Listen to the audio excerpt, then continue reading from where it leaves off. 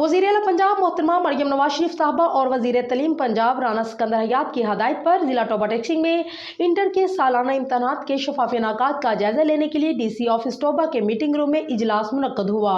मकबूल तारक की रिपोर्ट, जिसकी सदारत DC टोबा मोहम्मद नईम संधू और DPO टोबा आबादत नसार ने मुश्तरका तौर पर की। इस इजलास में चारों तहसीलों के असिस्टेंट कमिश्नर्स, कॉलेज और एजुकेशन अफसरान, DIO मोहम्मद शहबाज अंसारी और AO इंफॉर्मेशन अलियास अकरम ने शिरकत की।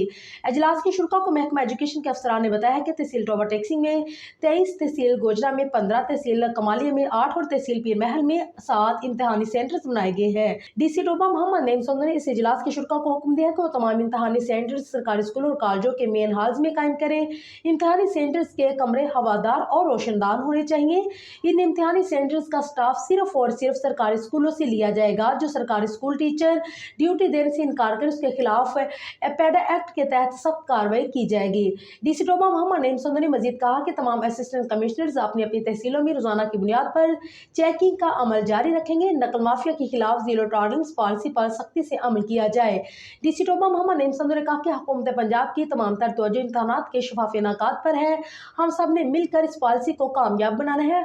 अगर किसी भी सेंटर के खिलाफ ये शिकायत मिले कि सेंटर में बूटी लगती है या नकल करवाई जाती है तो सारा अमला तब्दील कर दिया जाएगा और जिम्मेदारों के खिलाफ सख्त कानूनी कार्रवाई अमल में लाई जाएगी।